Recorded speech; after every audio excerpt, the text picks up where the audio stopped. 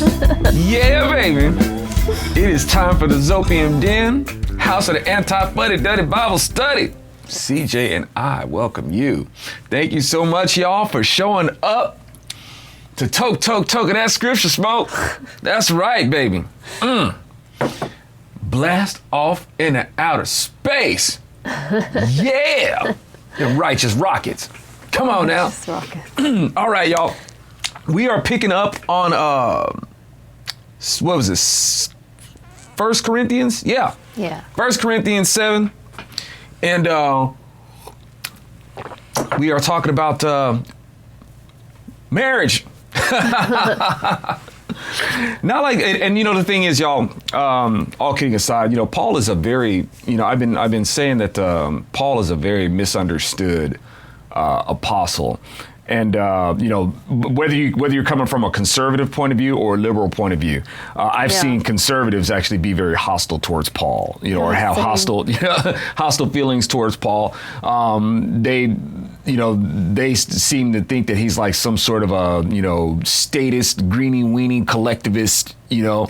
But it's like you got to square everything by what Paul says, and Paul is going to square it up with the rest of the word. Then you have the liberals who abuse what he says and try to, you know, they draw on him to justify a lot of stuff that they believe, and you know, and they'll point to you know, things like Romans and Corinthians and stuff like that to give their selective, you know, their cherry picking some credibility.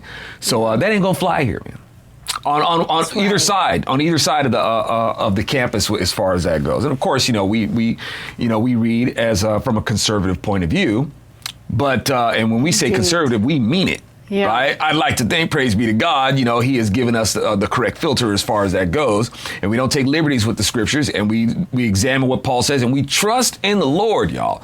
We trust in the Lord that if Paul is in here, the Lord made sure that he would be. Right? He's the Almighty, man. He's going to protect his word. He ain't going to let anybody come in here and mess up his word. Yes. Right? So Paul ain't going to get away with that. So Paul is in here for a reason, right? And what he says is going to square up with the rest of the word, right? So that being said, let us, you know, make sure that we have the welcome mat out for our high priest and king, right? And the Holy Spirit in his name, Yeshua, to counsel us in our study. So, you know, we don't be butchering the word here, right? May we say, Lord, what is pleasing to you. You know, we want to report of you in a way that you say, yeah, I can get down with that. That's what I'm talking about. And, you know, I hope, you know, that as I'm speaking, you know, in our fellowship, you know, as I'm sharing what it is that you bless us to be able to share in, that they don't hear any nonsense. That they see that this word is it speaks to all generations, it speaks to all cultures, it speaks to everybody, and so that's what we want to make sure that is received here, and we trust in you to govern that, and you know, be the traffic controller. If it's something that doesn't square up, that you just divert that on into the toilet bowl, and you know, but Lord, you know, we trust in you, Father, that you know, we're gonna have a good time. Right, because you're a party God, and we want to bless you with this study. All right, Yeshua's name. In Yeshua's name, amen. Let's do it. All right, y'all. 7, and we're gonna pick it up from 12. Let's start it at verse 12. Let's read. There you are, 12. Okay, and we're gonna read from 12 to about. Let's take it down to about 16 or 17. All right.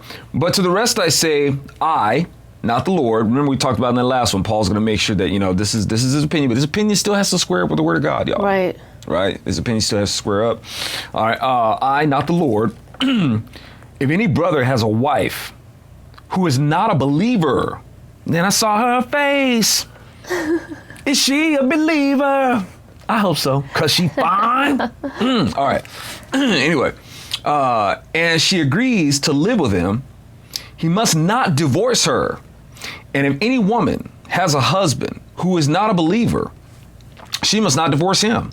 For the believing husband is made holy through the wife, and the unbelieving wife is made holy through her husband. Otherwise, your children will be unclean unclean heathens taking gravity bong hits and getting drunk and wading around in their own barf and ending up on that TV show Ridiculousness. All right. But now they are holy. But if the unbeliever separates, let him be separated. The brother or sister is not bound in such cases, but God has called you to shalom. For how do you know your wife, whether you will save your husband? Or how do you know, husband, whether you will save your wife? All right, let's see what we get out of that. Come on, Lord. Drop it like it's hot. All right, okay, so Paul wants to make sure that we understand that this is his opinion, like we said earlier, but his opinion still has to square up. It has to square up with the word of God, y'all. Yeah. And but it just doesn't seem to now, does it? Right? It's like, dude, it's like, Paul, you're kind of all over the place. As we've been going through this, man, like, man, where you at, dude? Where you at, Paul? And so Paul is saying, if your spouse is a non-believer, you are not to divorce them. But however, it says in verses like Ezra 9:2, indeed, the Israelites have taken some of their daughters as wives for themselves and their sons, so that the holy seed has been mixed with people of the land, and the leaders and officials have taken the lead in this unfaithfulness. Nehemiah 13:27. Must we now hear that you too are doing all this terrible evil, acting unfaithfully against our God by marrying foreign women? Now, y'all, this is not racism. All right, for those who that want to try to use the Bible and say, the Bible is about racism. No, it's not. Okay. The foreign people, y'all, it's not the issue. Their beliefs or non-beliefs, both apart from God, is the problem. Right? Not their skin color, not their eye shape, right? Not their eye color, facial features, or whatever. Yeah. All right. So this is a spiritual issue, not a physical issue, right? So now to continue, Big Brain Solomon had wives that weren't believers, and that didn't turn out so good. No. All right. So is Paul in error? All right. Well, then what about Esther? What about, and King Ahasuerus? Right? He wasn't a believer, as far as I know. And him and Esther hooking up turned out to be a good thing. Right? So, but not only does Paul seem to contradict what is written in the Old Testament, he even seems to contradict himself, y'all. When he says things like, do not be unequally yoked, right, with unbelievers. Right. For what partnership can righteousness have with wickedness? Or what fellowship does light have with darkness? What harmony is there between Christ and Belial, right? Or what does a believer have in common with an unbeliever? What agreement can exist between the temple of God and idols? For we are the temple of the living God, as God has said, I will dwell with them and walk among them, and I will be their God, and they will be my folks. They'll be my peeps, right? Therefore, come out from among them and be separate, says the Lord. Touch no unclean thing. Don't be touching dirty things, man. Purell. You got to Purell spiritually, right? And I will receive you. 2 Corinthians 6:11-17. So, is Paul in error, y'all, and contradicting earlier Holy Writ, and also contradicting himself? Yeah. No, I wouldn't say so, right? The bottom line, y'all, Paul is saying this. If you're gonna marry an unbeliever, you better lean on the Lord for the fortification to get your spouse to become a believer, right? That's your mission now. Amen. That is your mission. All right. And he ain't talking about converting to believe a religion. Yes. All right.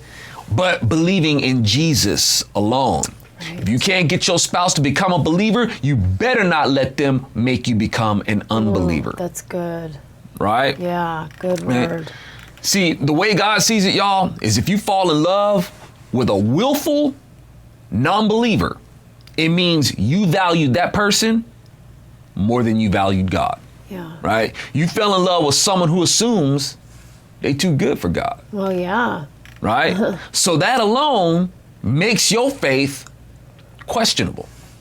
So now if a person decides that they can stand if they can't stand the unbeliever anymore, God's like, well, you can't leave.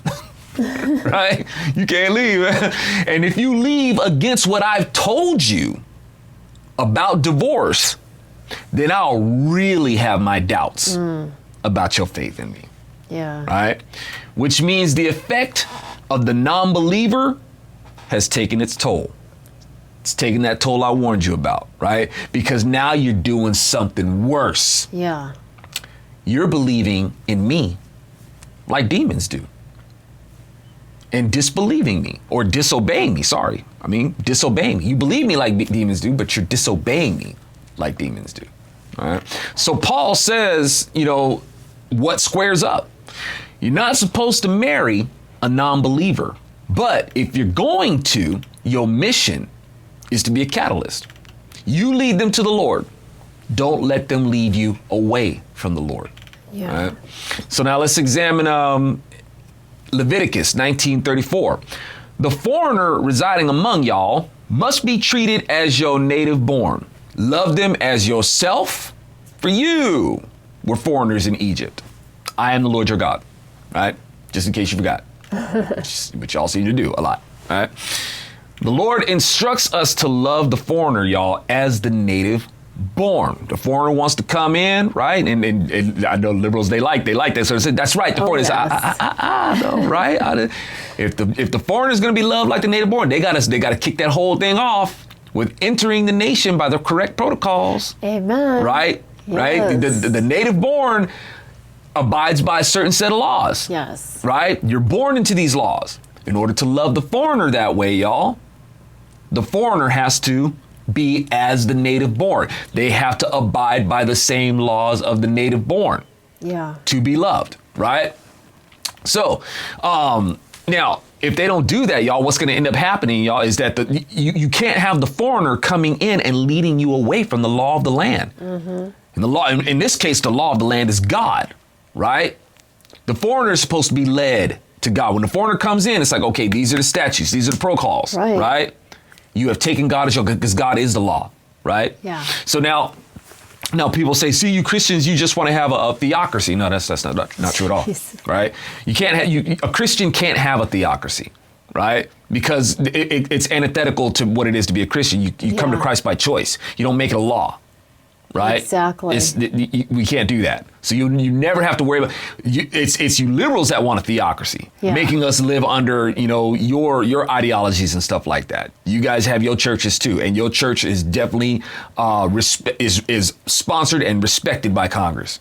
Oh, okay. Definitely. Your neo-paganism is that is the religion of the states. I mean, all right? Rome set up a theocracy. You know what I'm saying? Went well. And you guys think that they think we're trying to impose our morality on them. So no. What we're trying to do is stop you from imposing your immorality onto us. Preach it. Right? Yes. It's like you go ahead and do you, but when you guys try to force us to endorse your lunacy, it's like no, we're not going to do that. All right. Well, we shouldn't be doing it, unfortunately. Well, I was going to say we should. We shouldn't be. All right, so I hope we kind of cleared that up. Now, if the unbeliever, y'all, still decides that they don't want to believe and are now passing that unbelief to y'all's children and has come to a point where he resents your God so much that it's being taken out on you, right? And that person wants to leave, well, Paul says you can let him, right? Let him leave. They can leave you. You can't leave them. All right. Now, that's usually a hard blow to someone's ego, y'all, because when people break up, the one wants to be the leaver, not the leavee. Right. They be like, go now, go. Walk out the door. Don't turn around now. And then they going to be like, why'd you leave? Right. So anyway, why'd you leave me? Now, unless we have these insights, y'all, these statutes can seem very loosey-goosey, right? Wishy-washy. Marry, don't marry, stay married, but live as though you're not, right? It's not the point, though, y'all. I mean, like I said, I know it sounds loosey-goosey, wishy-washy. It's not the point. People are going to be loosey-goosey about laws anyway. All right. Yeah. Well, when you have actual love for the Lord, the loosey-goosey behavior decreases. You're disciplined, right? Yeah. You're disciplined by the love of the Lord. That's the thing that keeps you in check, right? Not even like the Lord disciplining. It's like, I just love the Lord. Yeah. You know, that in itself is the discipline. You don't want to betray him, right? Yes. So you love the Lord and you want to show him your gratitude for his grace and forgiveness, y'all. And how do you show your gratitude for his grace and forgiveness? By not doing things that he would have to forgive you for. That's good, yeah. Right? You don't be all like, I'm forgiven, I can do this and this. No. If you actually love the Lord, don't do things that would tick him off and he would have to forgive you for it, right? So anyway, for example, don't commit adultery, right?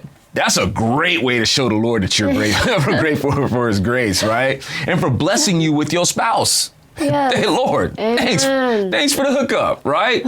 Don't covet, don't steal, don't be oppressive or slander, because you love the Lord and you're grateful for his grace and for blessing you with what you have, right? Yes. So, now, and like, y'all, even if you don't like or don't know the person you're stealing from, it betrays the Lord. Yeah. Don't betray the Lord, right? Okay, now when we talk about being saved through these marriages, okay.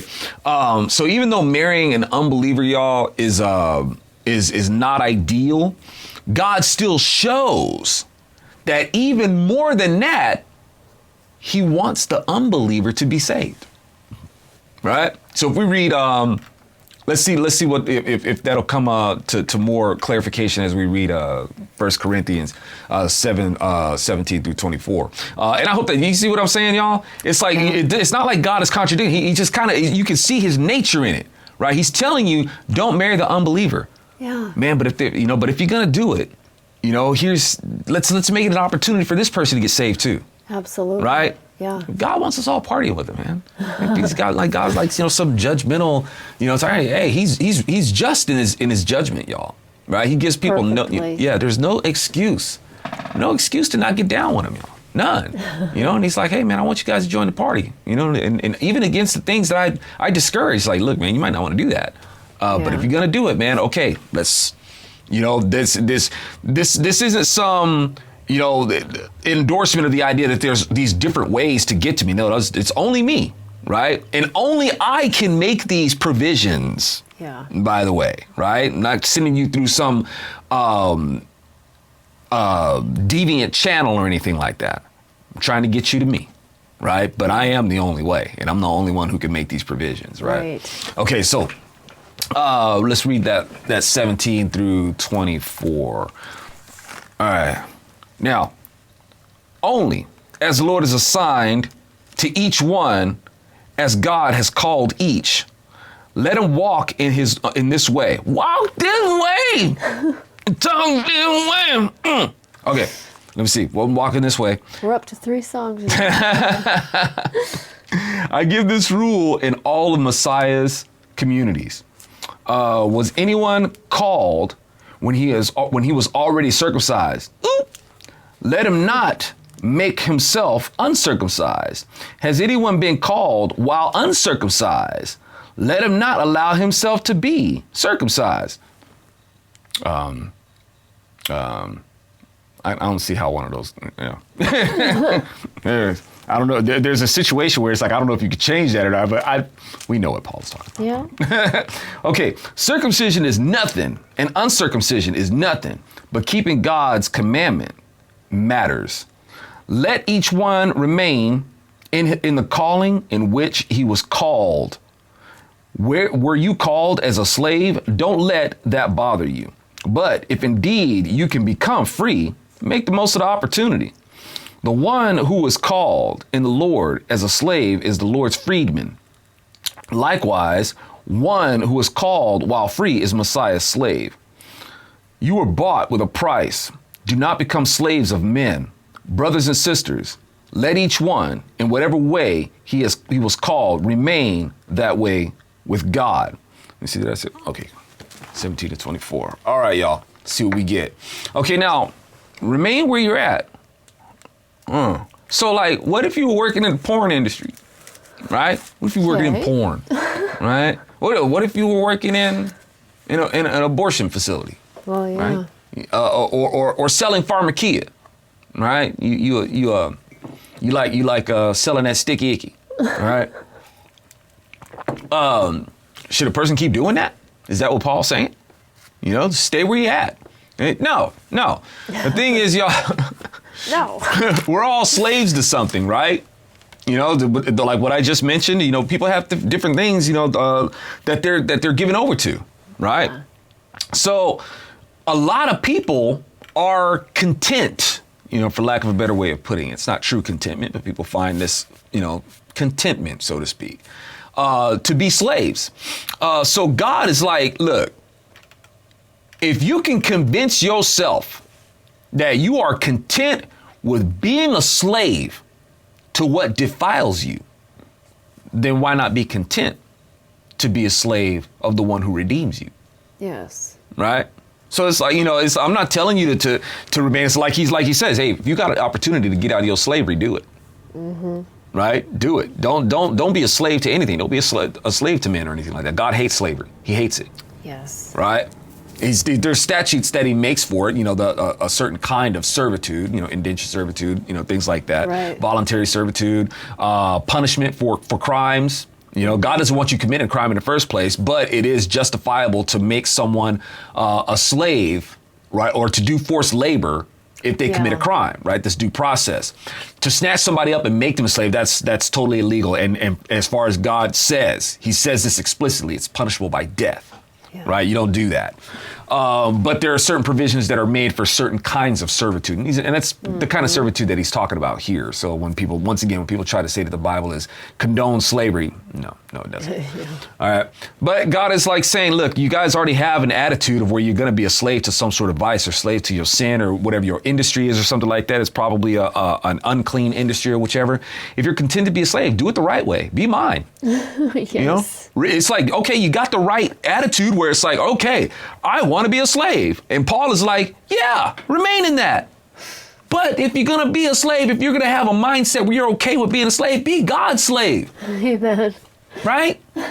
So, because the thing is, man, to be God's slave is to be the most liberated beings in the universe.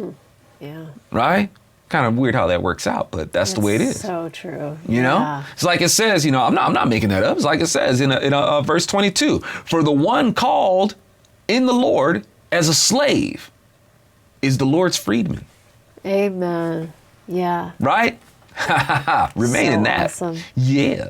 Okay, so let's take a look at 25 through 31. Let's see.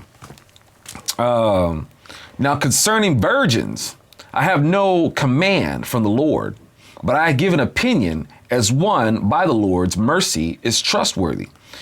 I think then because of the present distress that it is good for a man to remain as he is. Are you bound to a wife? Don't seek a divorce.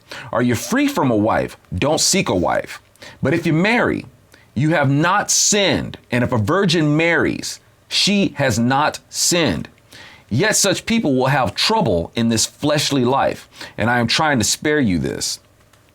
But this I say, brothers and sisters, the time is short. From now on, those who have wives should be as though they had none, and those who weep as though not weeping, and those who rejoice as though not rejoicing, and those who buy as though not possessing, and those who use the world as though not using it to the fullest.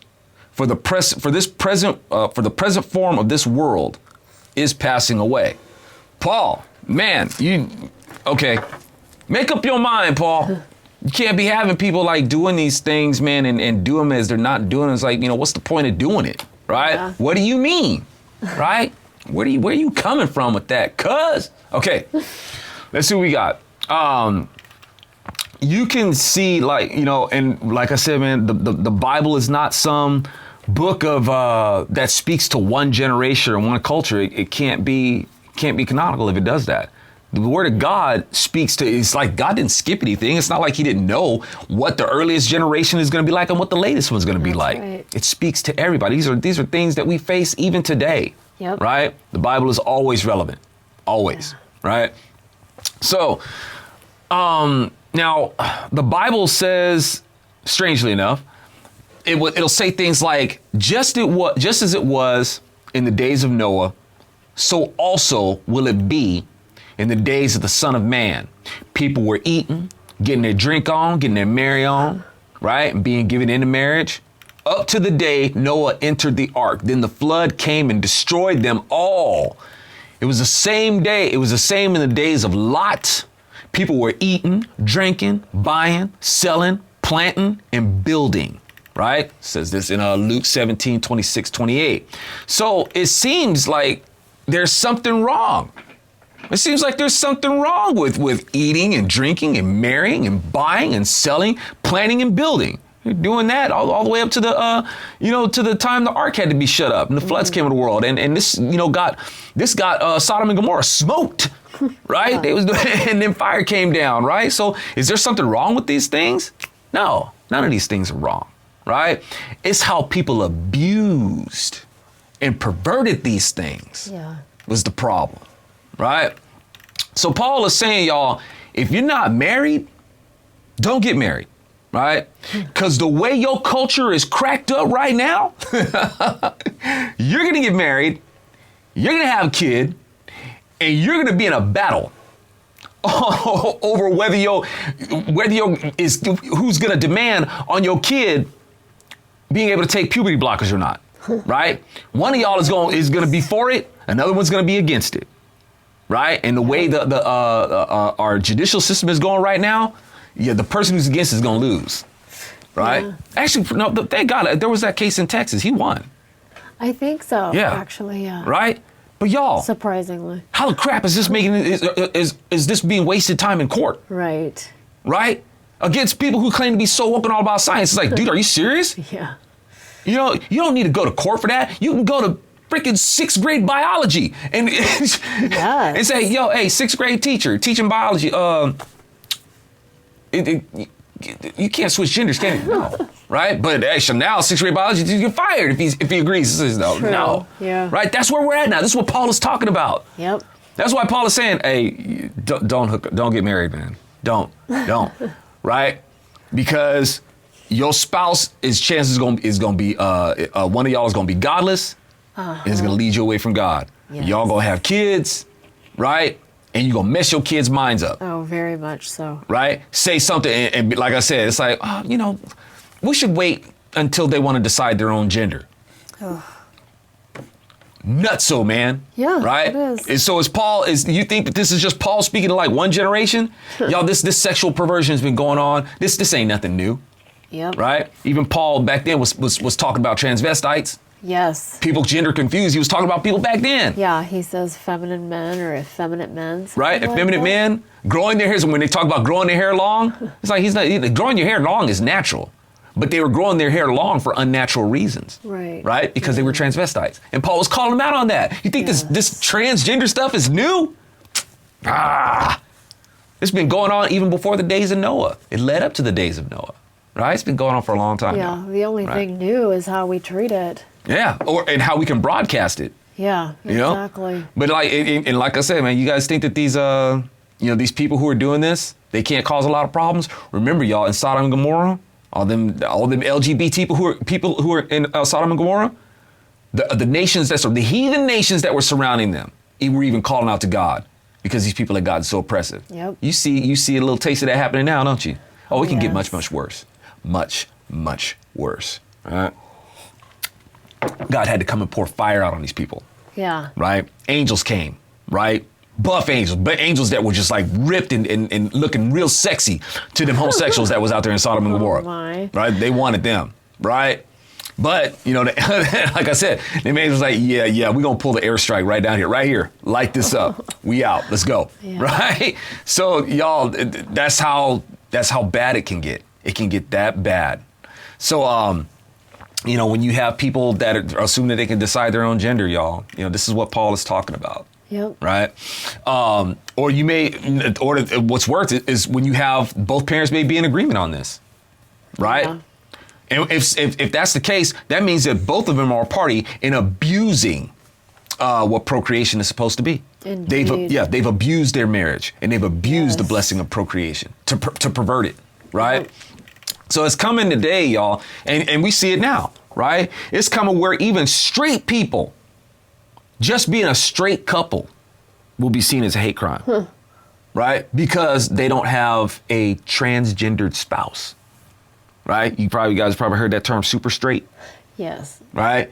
It means that you wouldn't date a transgender person. Yes. You don't accept them as female. Right. So y'all, it's you don't think that's not going to happen, where it's like, you know, why don't you date transgender people? Why don't you find them candidates to be marriage material? Right. I'm telling you, y'all, just being married, right? Having a what is it, cisgendered, or, you know, whatever they Yes. call it, you know, a biological male and female. That could be on its way to being a hate crime itself, y'all. Married couples are having kids and not raising them up in the instruction of the Lord, y'all. They're sending their kids to godless schools. Right? Drives me nuts, man, when I hear conservatives out there, you know, they get it. The schools are indoctrination camps. These schools are indoctrination camps. These schools are indoctrination. We need to get our kids back in school. Yeah. What? Yeah, and you got conservatives out there saying that Paul contradicts himself. Right. Right? Talk about a contradiction. Man, this should have been prime time to be coming up with a better system. Yes. Should, Agreed. you know what I'm saying? I've been trying to tell you. It's like, dude, don't be saying that we need to send these kids back to school. There needs to be a better way to do this. Absolutely. Right? Anyway, we're supposed to be all free market and innovative and stuff like that. You know? Yeah. All right, but it's kind of hard to get that off the ground when conservatives really don't actually see it as a problem. You can't really see it as a problem when you're saying that the schools are indoctrination camps, but you're out there beating your chest saying we need to get our kids back in school. Oh, I totally agree with that. You know what I'm saying? You don't really see it as a problem. You don't. Yeah, it ain't real. It ain't real. It's just a bunch of huff and puffery. All right, should have been using this time right now, and it's hard to get that off. Like I said, when people don't really believe it, so what are you gonna do? Yeah. Right. So the parents are desperate. You know, when you have this woke generation and stuff like that, y'all. What you end up having, this is one of the reasons why it's happening more and more, is because people are, you know, they're suckered into thinking that family is everything. Family is not everything. Even Jesus will tell you that. Right? That's true. Hey, your family's looking for you. Jesus is like, no, this is my family over here. Yep. Right? Just blood don't make, it's the blood ain't the key. If you're not on the same frequency, you're just not on the same frequency. It does, blood makes no difference.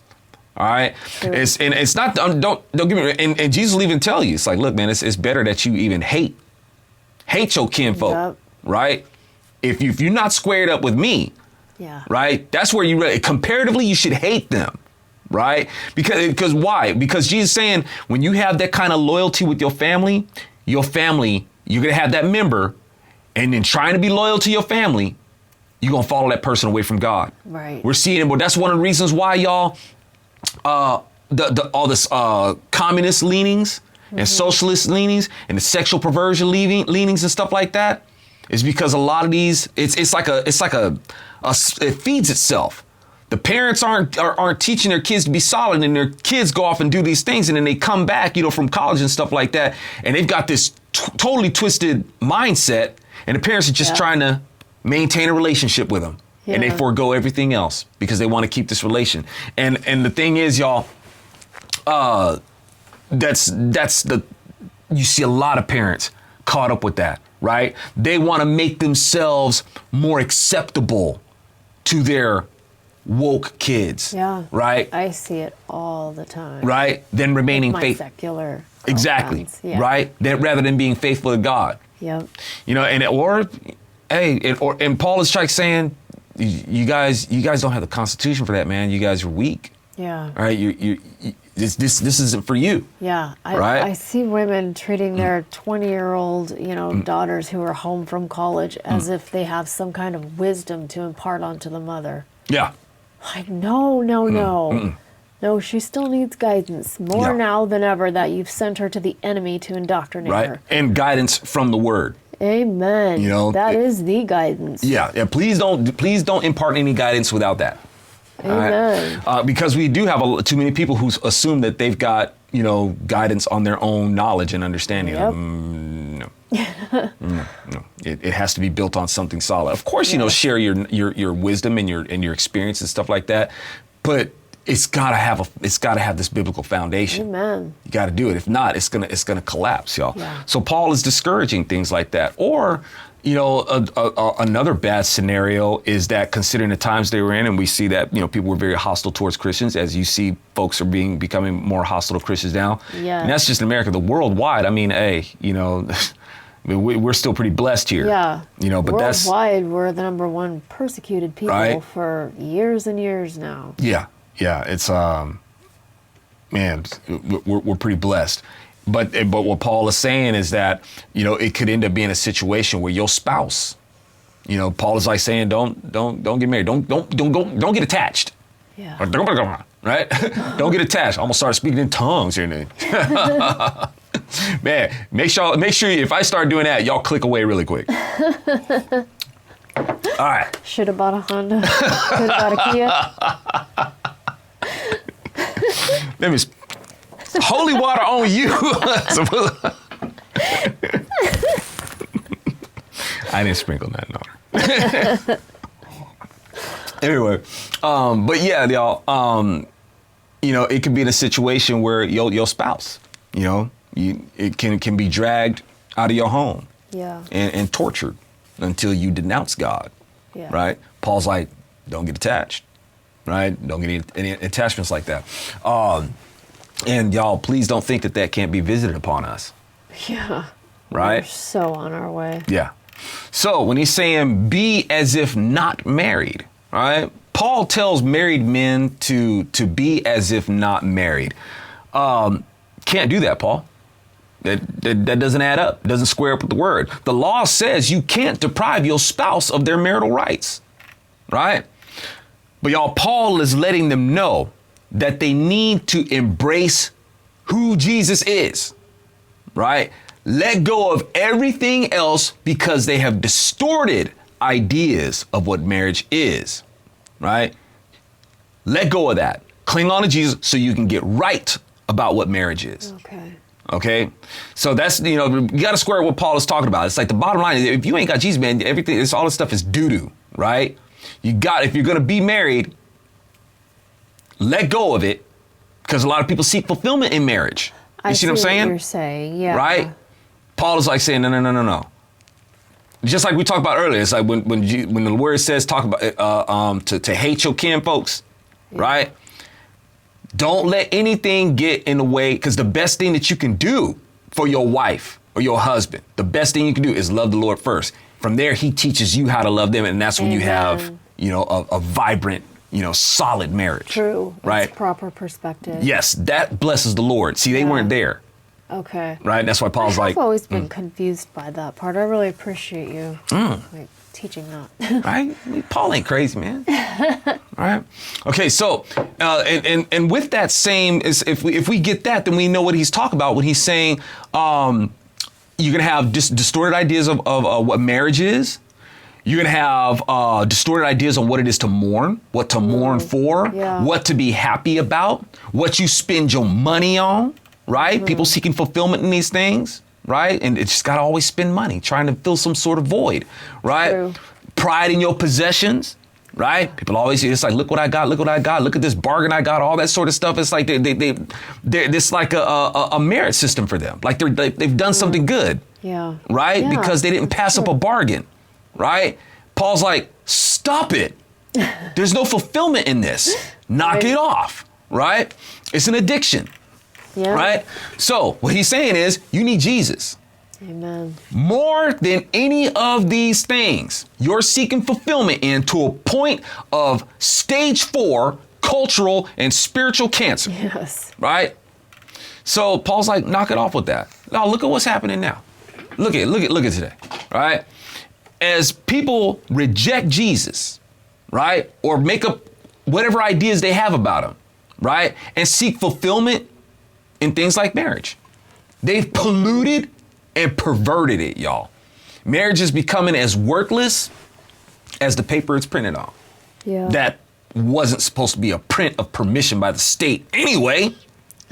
Well, Zo, what are you saying? Are you saying there shouldn't be marriage licenses, but spouses need some protection, right? I've had top conservatives tell me that, right? And I'm like, the state's not protecting marriage. They made it legal to destroy what it was meant to be. Indeed. Right? Yes. That's what the state is doing. So people have this twisted idea of what marriage is, right? And Paul is like, get out of your idea of marriage and get your mind on God so he can set your marriage right. Because your marriage is contributing to destruction. Remember how we talked about that eating, drinking marriage and then the judgment came, right? Abusing marriage, right? Marriage isn't a sin. What they were doing with it is, right? So let's see. So he's saying focus on God so he can bring your marriage into focus and be a couple that is an example of focus in society for God's glory. Don't be consumed with mourning, weeping, misery. Put that focus on God. He frees us from that. Y'all, we see it every day. People who are consumed with misery. They're addicted to it, right? They drag you into their misery and they'll dump on you, right? And make you feel like they can't be happy unless you make them happy, right? You have to help them be happy while they refuse your help, right? While accusing you of not caring about their happiness, right? Because you don't want to enable them, right? That's what they're seeing. They're seeing is that you don't care about them. But the thing is, you don't want to enable them in their misery and their false ideas of what they think will satisfy them, right? Yeah. Isn't that a whole lot of what our culture is giving over to, y'all? Oh, goodness, yes. Right? Paul says, rejoice as though not rejoicing. Again, don't be consumed with your rejoicing. Don't be consumed with it. It's like Paul is basically talking to full-on bipolar people, doesn't it? Yes. Right? People consumed by their lows and consumed by their highs. Right? So, don't tell me that this book don't speak to all generations, y'all. Yes. Right? So many people out there are slaves to their feelings, right? Their feelings are their God. Yes. Not Jesus. Right? That's a good word. And, you know, so true. You know, Paul's going, you know, the Lord's going to give a good word. Right? And when feelings are your God, y'all, demons will pilot you through your feelings. Right? You see these people consumed with their highs and their lows, and the burden is always on someone else to fix it, right? They make other people responsible for how they feel. They constantly blame others for their misery, accusing, just as the namesake of Satan, the accuser. You can never do enough to make these people happy, and you can never do it right. And they will always accuse you of not caring, driving you further and further away from them, right? Look at these psychotic people we got out there just going on and on and on about racism, right? You don't care about black people, right? And taking it out on a whole bunch of people who don't deserve it. And people who just, they just want to respect people. They're taking it out on people who just want to respect people by the content of their character, right? And they're being pushed to submit to hostile, entitled brats who demand respect just because they're black, right? And they're making people sick of them. And then they're like, see, you're racist, right? People do this in all kinds of situations, y'all. And it's like I said, you see these people giving over to their highs and giving over to their lows. And they want others to pay for it and do what they think is redeemable to say they deserve it, right? Wow. And they won't stop even after you can admit guilt, right? You see all these all these guilty white people, and is this getting better? Is it getting better, right? Hello to the so-called woke white people who are taking a knee and all that sort of stuff is getting better. No, it's not. You've been suckered. You're a sucker, right? You can't 100%. satisfy people who are giving over to this mindset, giving over to these demons, right? They're always going to move the goalpost, always, Yes. right? The strategy has to. Well, I'd tell them the strategy has to change, but this is the strategy that they wanted. They thought that they were going to be seen as good people for it, and well, like I said, with Democrats, supremacy doesn't stop. They always want to be seen as better people, right? And they thought, that I guess they could save America by doing this, and no, they're just making it worse. Right. So once again, y'all, Paul is saying you need Jesus. Yes. All right. For any Christians out there who are doing things or calling themselves Christian and whatnot, Paul is saying no, you need Jesus. Whoever this Jesus guy is that you guys assume that you're calling on, right, and that you're trying to make fit into your woke box, that ain't Jesus. Right. Paul says this world is passing away, and y'all are helping to speed up its decay. All right. So let's read 1 Corinthians 7:32 through 35. Where we at? 32. There you is. Okay. But I want you to be free from cares. An unmarried man cares about the things of the Lord, how he may please the Lord. But the married man cares about the things of the world and how he may please his wife. And he is divided. The unmarried woman, as well as the virgin, cares about the things of the Lord, so that she may be holy, both in body and spirit. But the married woman cares about the things of the world, how she may please her husband. Now, I say this for your own benefit, not to put restraint on you, but to promote proper and constant service to the Lord without distraction. Man, Paul, explain yourself. Explain yourself, Paul. Right? Let's see what we get. Okay, Paul is approaching people the same way Jesus dealt with the Sadducees. Right? When they questioned Jesus about the course of marriage after death, Jesus said, listen to his preface, y'all. You don't know the scriptures or the power of God. Watch. I'll prove it. Everybody listening? Watch. I'll tell you something about the angels that everybody should know because it's right out of one of the most well-known accounts in human history, the flood of Noah's day, right? And at the very top of that story, where you can't miss it, it says that angels marry, right?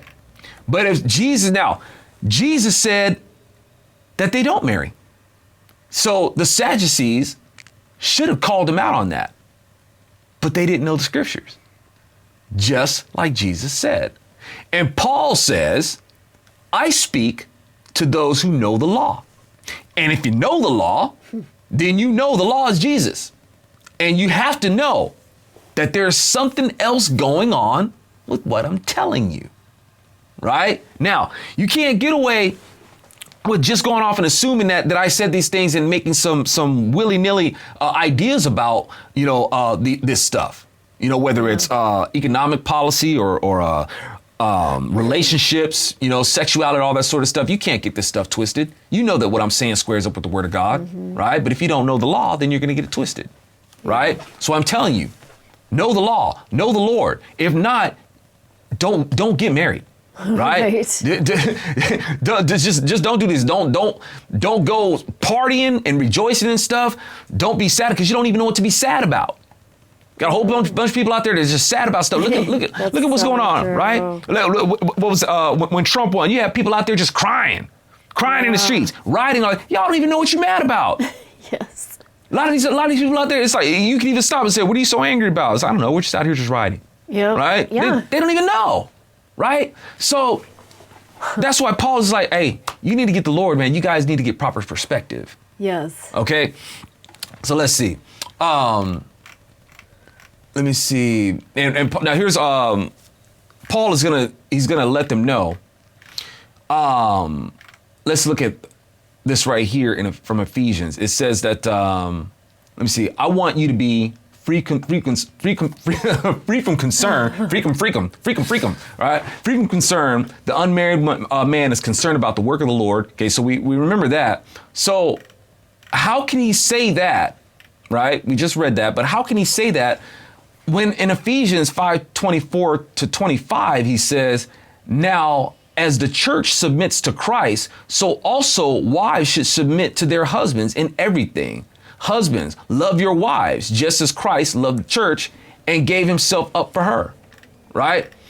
In 1 Corinthians 7, Paul is talking about people who seek fulfillment. Again, y'all, we're talking about this fulfillment that people are seeking in their marriage and their spouse. The husband may have a gold-digging wife, right? And he's focused on trying to buy her love. That's idolatry, right? Lots of people are like that. So they're beset on buying somebody else's love. That's idolatry. That's not the kind of sacrificial love that pleases the Lord, y'all.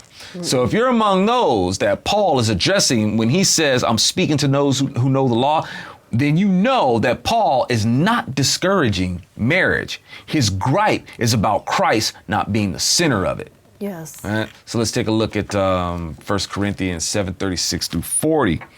36, where you at? There you go. Okay, but if any man thinks that he is behaving inappropriately towards his virgin, if the time is right and it is meant to be, let him do what he decides. He decides not sin. Oh, he does not sin. Let him marry. But he who stands firm in his heart, who has no pressure, but has power over his own will, and has so determined in his own heart to keep her a virgin, he will do well. So then both who marries the virgin does well. And he who doesn't marry her does better. A wife is bound to her husband so long as he lives. But if her husband dies, she is free to be married to anyone she wishes, only in the Lord. But in my judgment, she is happier if she stays as she is. And I also think that I have the Ruach Elohim. All right. So Paul basically saying, look, I'm pretty sure I'm speaking, from the Holy Spirit. He's saying that I don't think this is just my opinion. All right. So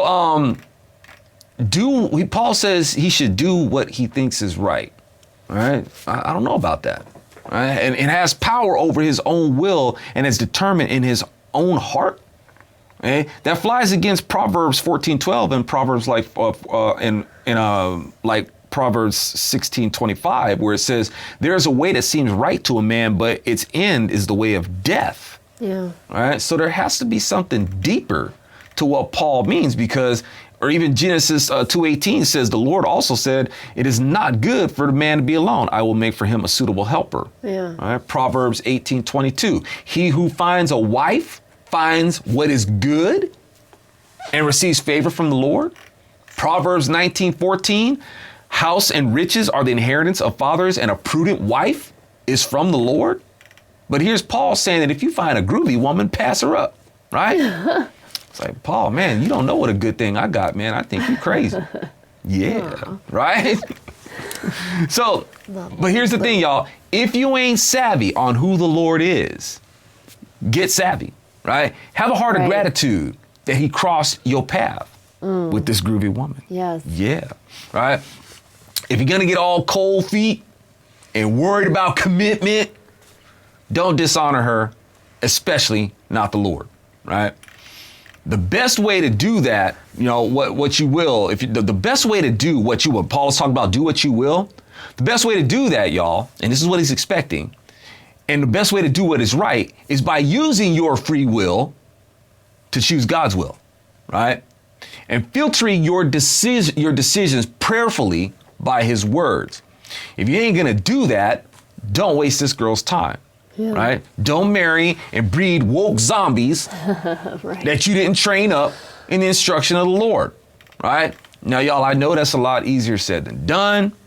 Y'all, because I chased after Carrie like she was an ice cream truck, right? And I was a sugar junkie kid who was a prime candidate for Ritalin, right? I'm not endorsing Ritalin. I'm just saying that I understand, right? You Yeah. It's like, Paul, I don't know, man, but, and, it's just one of those things, y'all, where we look at it. And even then, y'all, even when we weren't believers, it's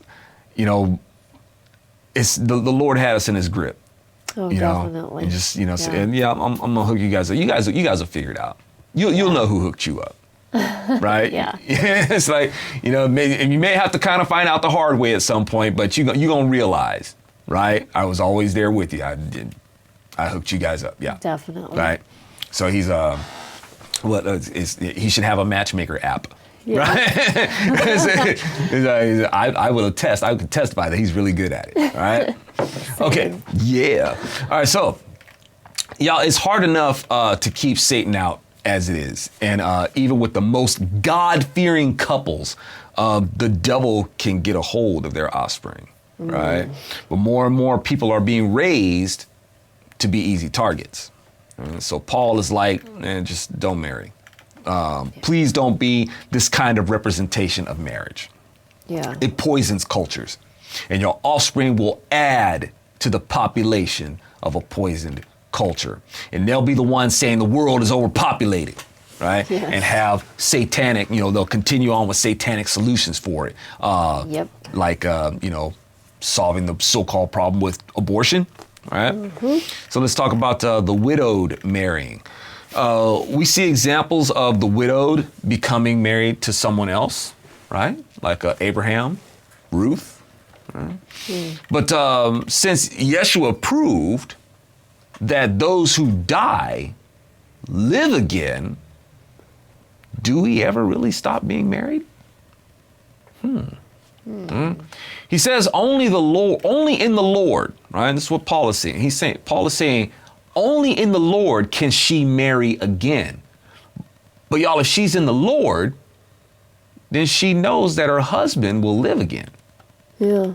If her husband wasn't in the Lord, then she knows that he'll live again, but not in the kingdom, right? They couldn't be together anyway, so she could remarry, without being conflicted.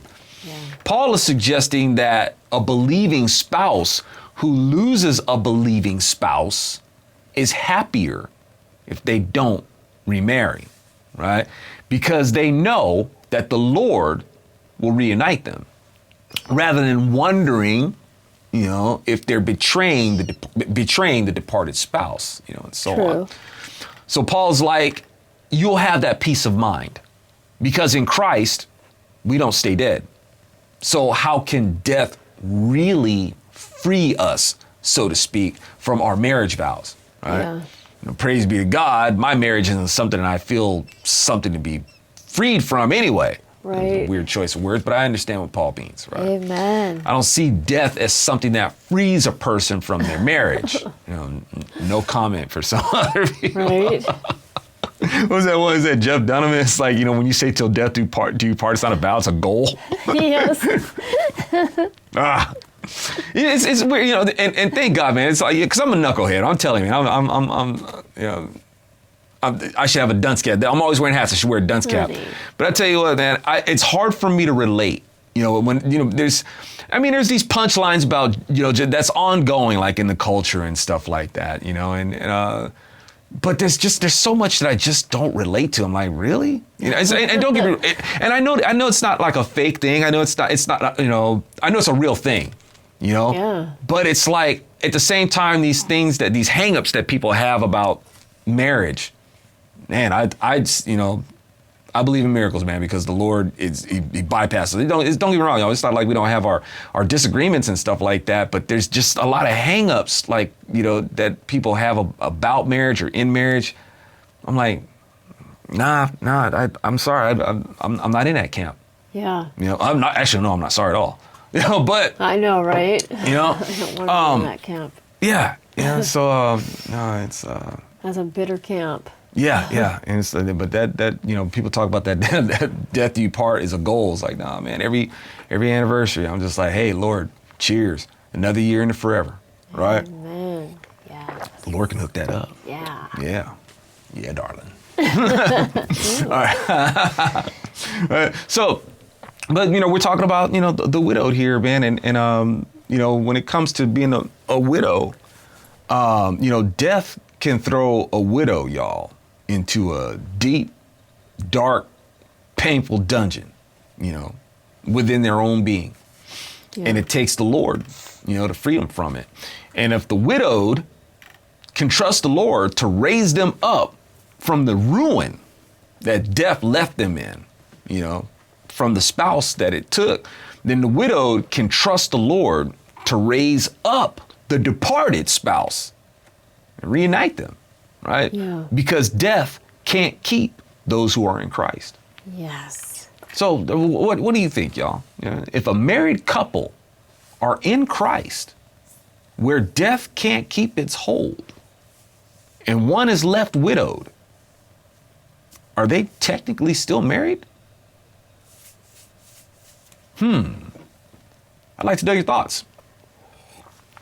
Yeah. As you visit bronzeserpentmedia.com and get these attractive mugs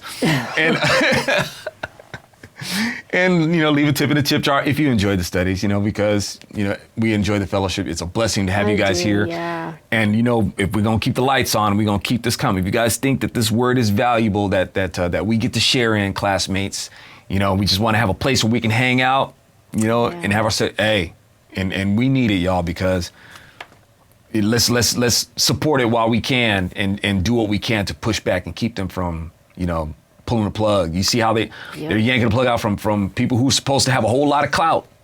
Yeah. It turning out to be nothing. It's like, hey, if we want to yank you off our platforms, we'll just pull you off. Yeah. Right? They're trying to make sure, they're cornering, right? Cornering. They can't corner God, but we have a assignment, y'all. We have our instructions. Yeah, but the enemy is going after God's people. We got to hold the line, y'all. And if you feel that this is valuable to be shared out there, support. Support. And I'm not just talking about support to where I can just keep bringing it to on YouTube. I'm talking about support where we don't have to be dependent on YouTube. Amen. Right? Can we get there? Yeah. Right? That's where we need to be, where we're not dependent on the prince and the power of the air that who's command over what's being streamed over the airways, right? Streamed over the internet and stuff like that, bouncing off these satellite signals and stuff like that, and from these terrestrial stations and whatnot, right? So let's support to a point where we're not dependent on them and we don't have to worry about them pulling a rug up from underneath us. Yes. Right? Can we get there? Right? So I hope that you guys will visit bronzeserpentmedia.com, check out the merchandise, help us rock the gospel. Subscribe. Yes. Get on the mailing list. I try not to bug people about the mailing list, but, if you want a direct rundown of what we do, per month, be there. And yes, subscribe on the YouTube, let them know that, hey, we want to see this stuff. Quit trying to hide it from us. Yes. Right? They are doing it. They pretty much are doing it. Yeah. Let them know that you ain't feeling it. Be a little bit more proactive and aggressive about saying, hey, we want this content, right? And like I said, y'all, maybe the Lord will bless us, like He said, expanding the territory to where it's like we're not dependent on these people. Yeah. We'll have our own, right? And have people coming to our party, right? Indeed. Right on, y'all. That being said, Lord, we hope our study was a blessing to you. Thank you. Because you are the real teacher in it. We classmates up in here. I'm kind of like just head class clown, and but I still try to behave myself. And but Lord, we're always in awe of you, and we just want to learn more and more about you. We want to thank you forever. Yes. And so that being said, we trust you to fortify us to be effective salt and light, fruitful for your glory, and to y'all listening. Our prayers to you, that you do what pleases the Lord as well. Indeed. Right? Yes. All right. In Yeshua's name. Shalom.